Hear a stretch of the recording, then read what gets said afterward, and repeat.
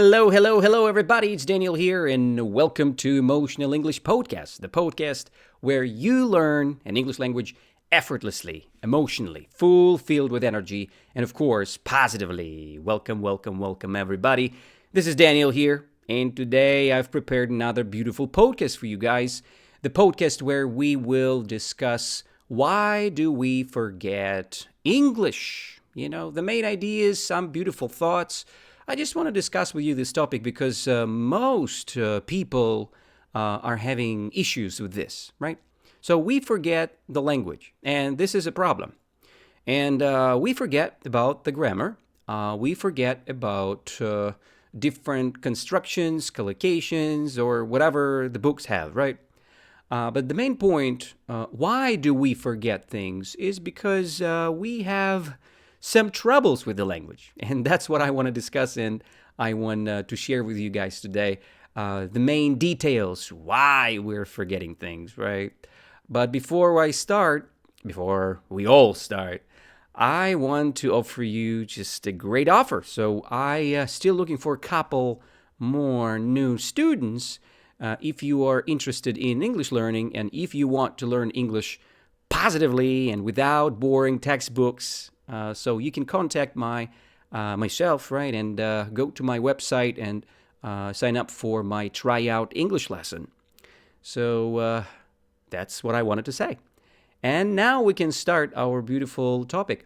And I want to split today's episode on two different sides. I would say three sides, three parts. So in the first part of our today's discussion, we will discuss the vocabulary, right? What is kind of discussed during the podcast. So we will focus on some words. I will explain you some words. And that's the part of kind of educational, right? The second part of the podcast where we will discuss my speech, right?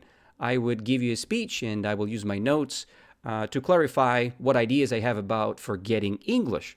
It's a true English story category, so that's why it's very realistic. It's from my own experience. And the last part is the conversational, where I will ask you some reflective questions.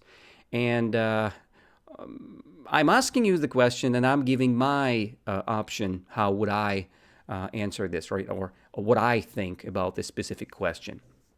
That's what we're going to do today.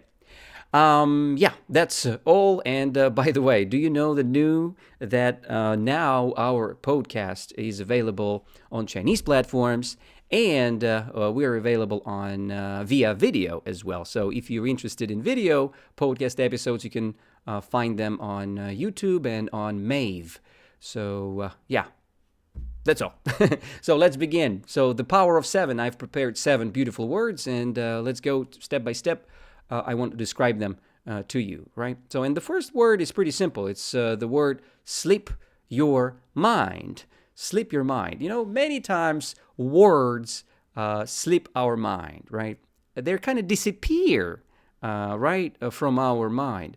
And this is the expression what we use about forgetting things, right? So when you forget about something, you say, oh, it's completely slipped my mind, right?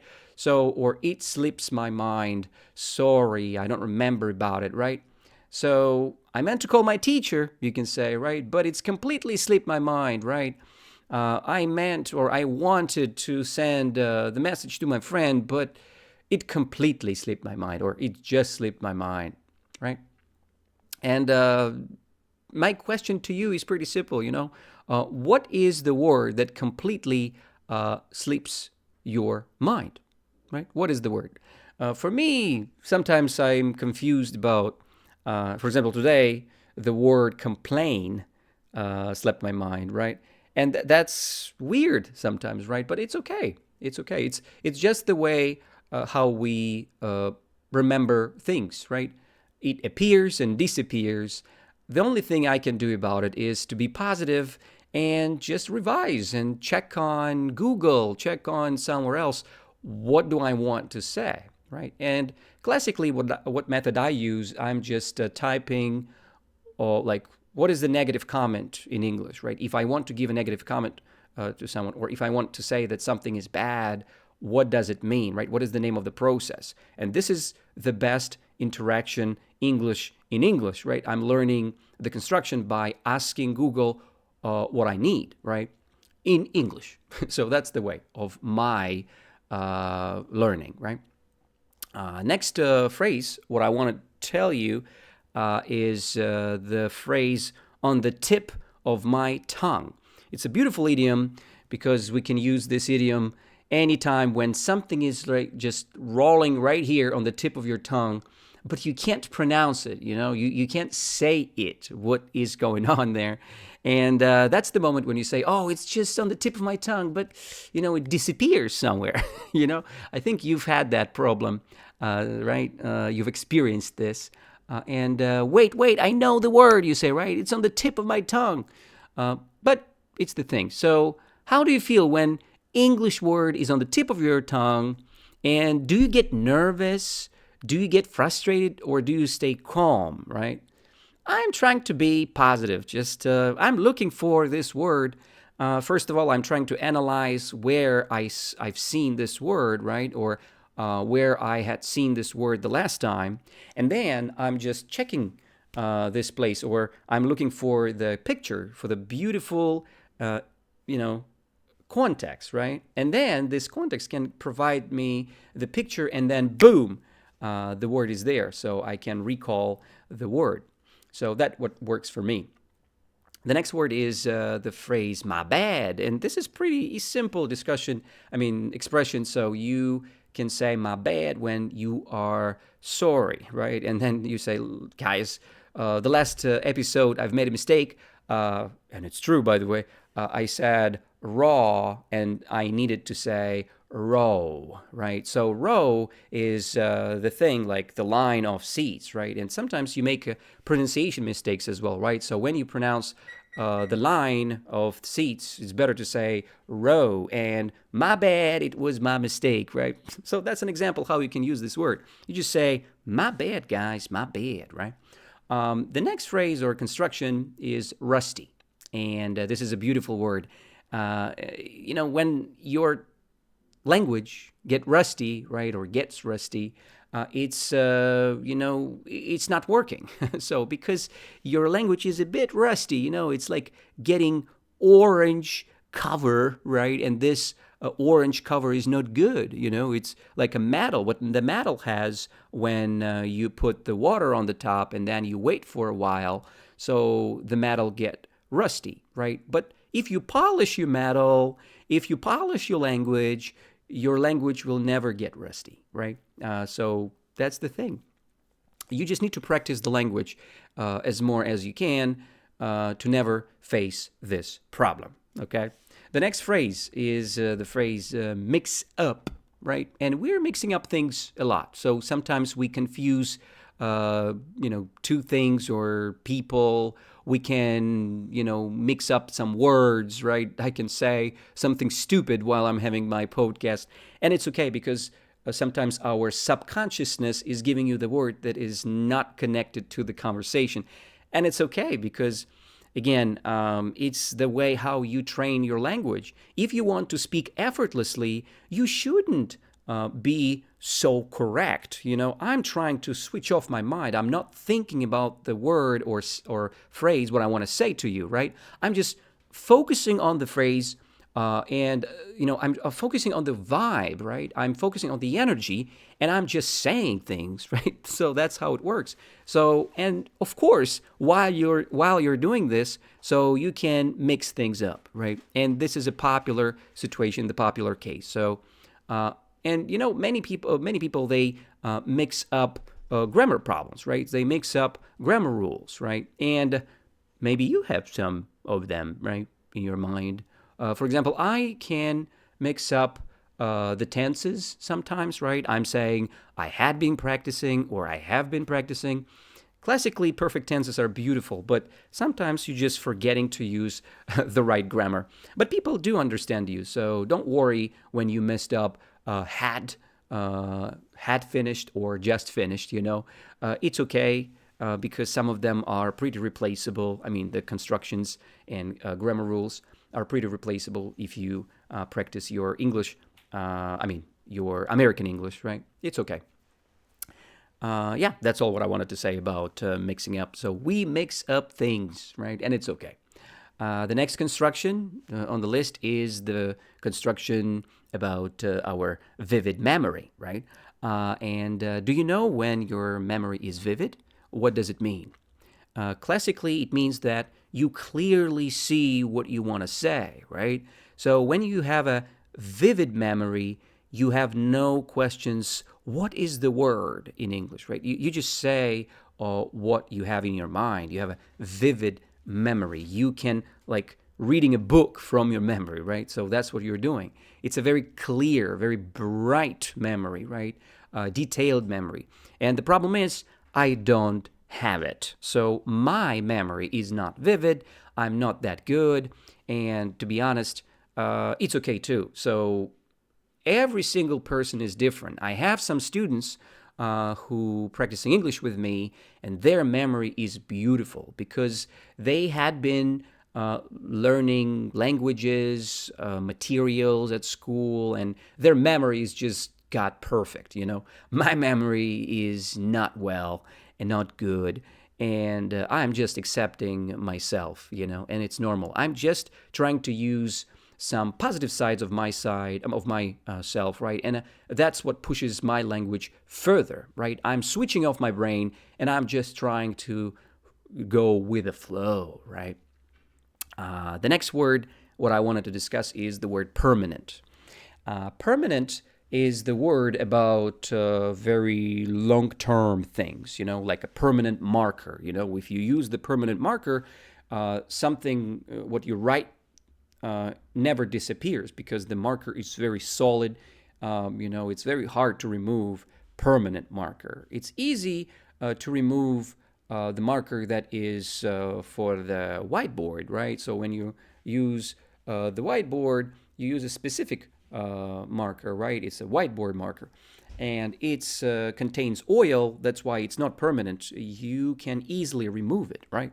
So what do you want to do with your English? You want permanent usage, right? Or permanent memory, right? You don't want to forget your language very quickly. So what should you do?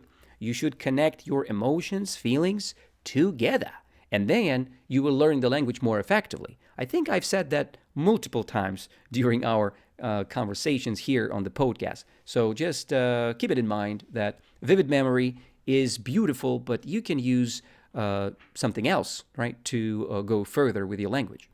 And of course, it should be permanent, right? So I just got the wrong word with my eyes right here. So that's all the vocab of what I wanted to discuss with you in this part, right? And now I will go further. And by the way, do you know that we post the content on Telegram? So we have a Telegram community, right, where you can go and you can find even more language tips and tricks. So join our Emotional English community. There we post videos, we post texts, we post just questions and discussions, lifestyle content there. It's very cool. And if you're interested in deeper conversations in English, so we have a community. It's called Emotional English Club, where we meet each other and we speak English on Sundays. So if you're curious, from 12 p.m. until 2 p.m. Moscow time, we have these meetings. Not every single week, but sometimes if we have enough people in the group, so we organize this kind of meetings. So if you're interested, join our community and you'll find everything there.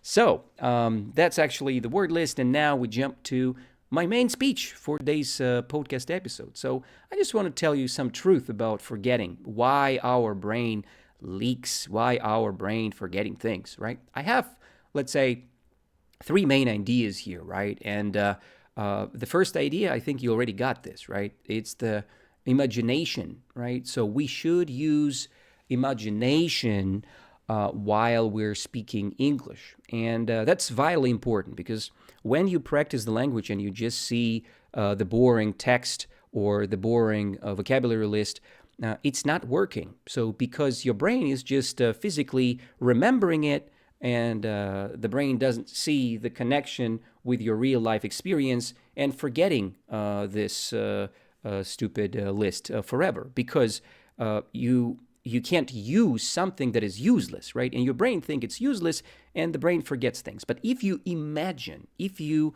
see this beautiful picture about the language, and for example, you want to memorize the word conscientiousness, right? And you can't just remember the word, oh, conscientiousness, I want to know this word.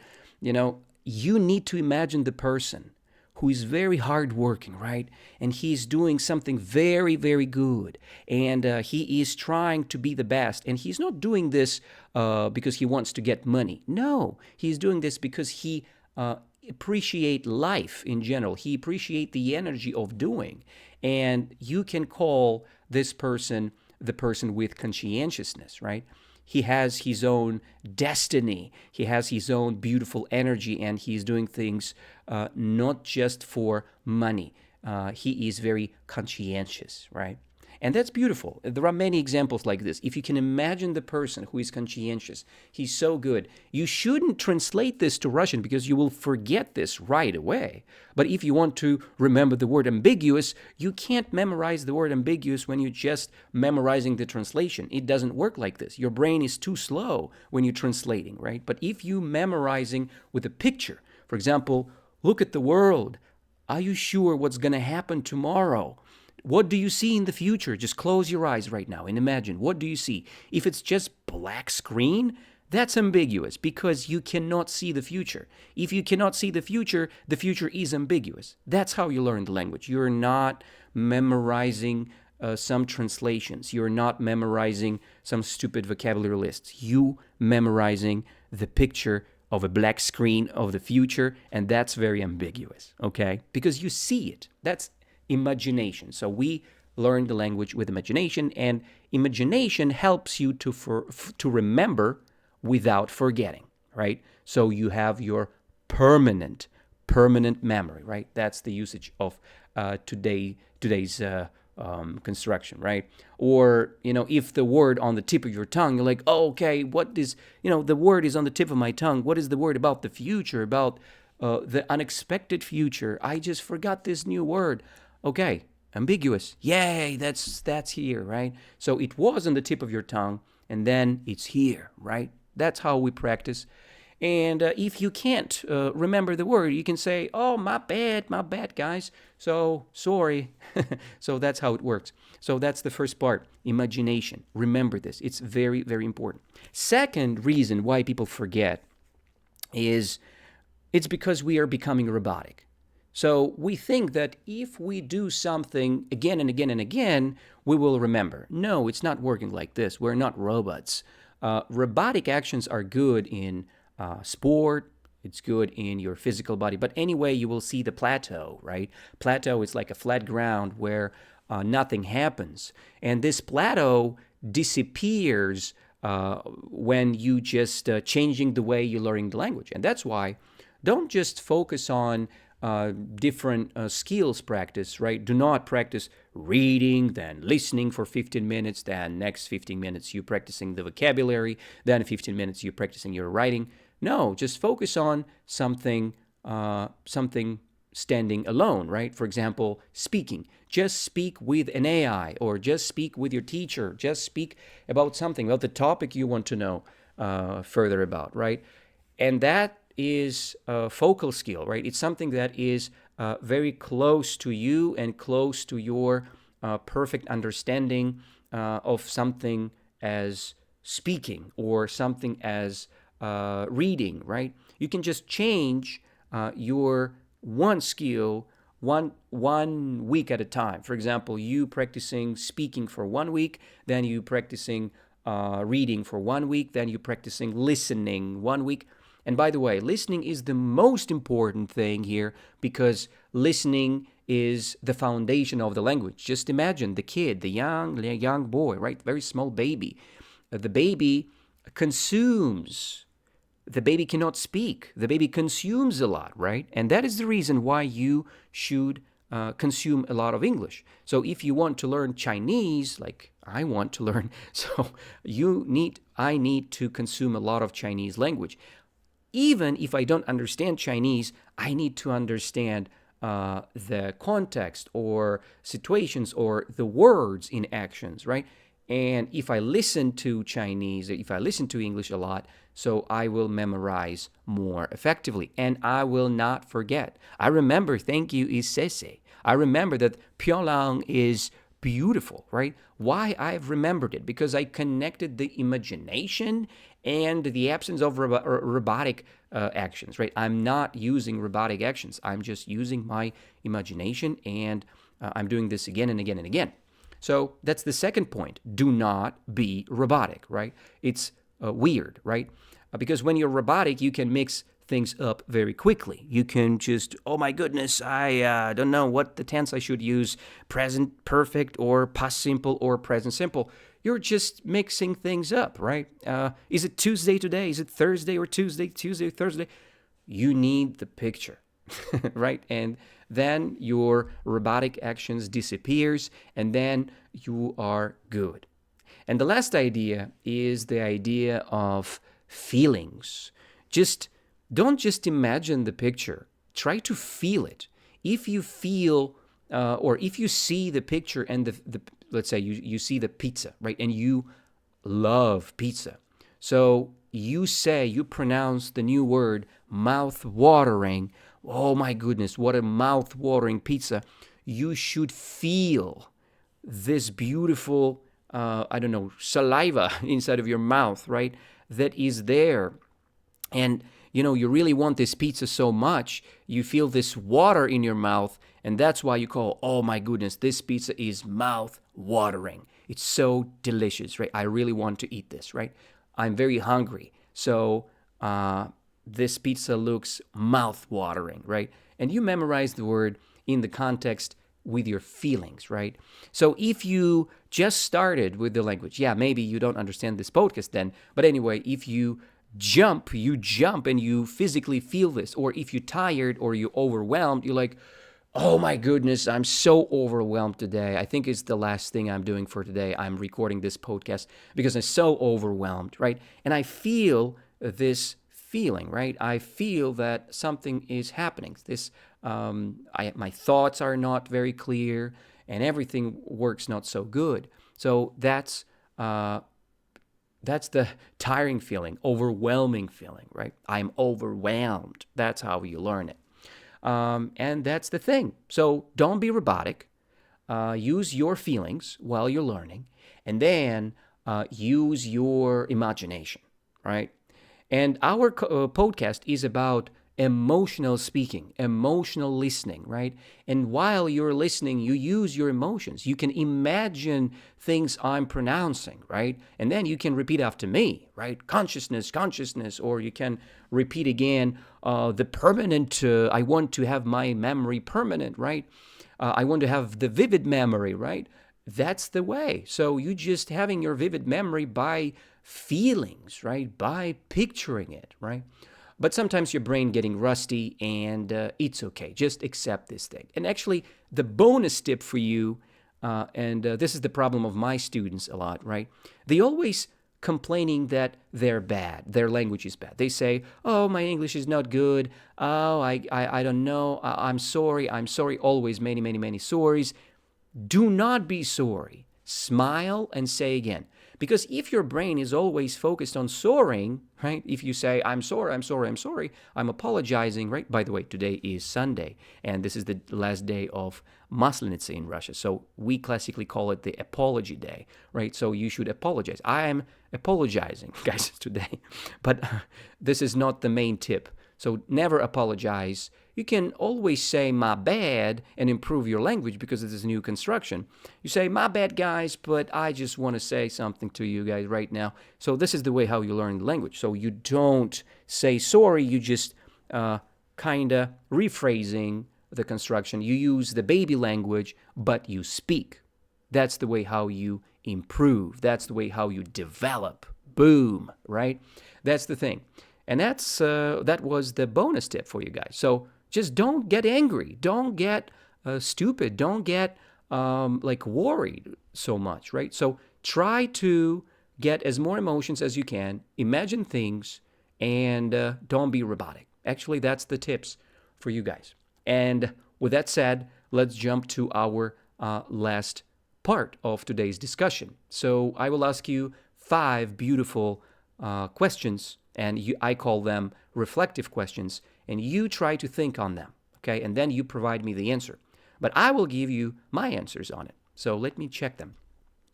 My first question is, why do you think English words slip your mind the most when you're feeling nervous or stressed?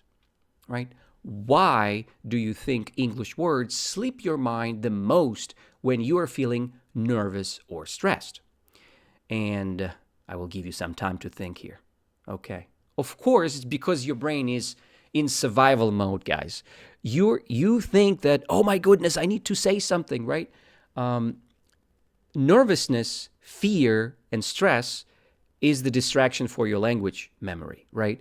So don't worry about things and just do your thing. Just practice, open your mouth, pronounce the words, and things going to be better.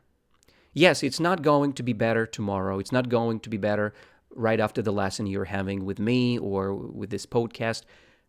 Maybe you will feel the difference in 1 month or 2 months or half of the year. It's good.